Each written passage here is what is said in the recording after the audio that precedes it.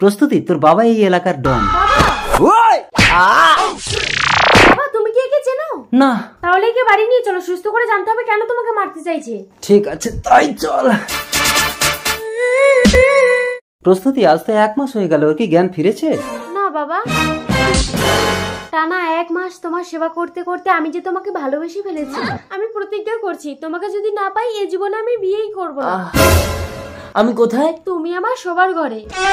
আমি তোমাকে ভালোবেসে ফেলেছি, তুমি কি আমার প্রেম প্রস্তাবে রাজি? না, আমি বিবাহিত। তোমার বাবা আমার বউকে তুলে এনে আটকে রেখেছে। আমি খুঁজে দেবো তোমার বউকে। চলো আমার বাবার পুরানো গোডাউনে গিয়ে দেখি। চলো। তুমি আমার গোডাউন থেকে চলে যাও মৌলি। আমার স্বামী আমাকে ভীষণ ভালোবাসতো, তবুও আমি তোমার সাথে পালিয়ে এসেছি।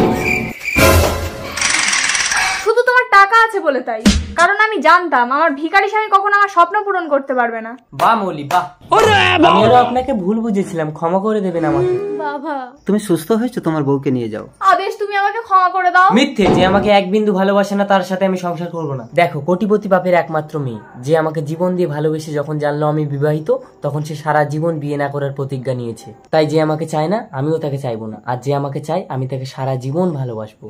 সরে যাও, আমি খারাপ, এই পৃথিবীতে আমার কোনো জায়গা নেই। আদেশ ওকে থামাও, গোডাউনের ছাদ থেকে লাফ কেটে মরবে। বিধির বিধান কেউ খণ্ডাতে পারে না, ওকে মরতে দাও প্রস্তুতি।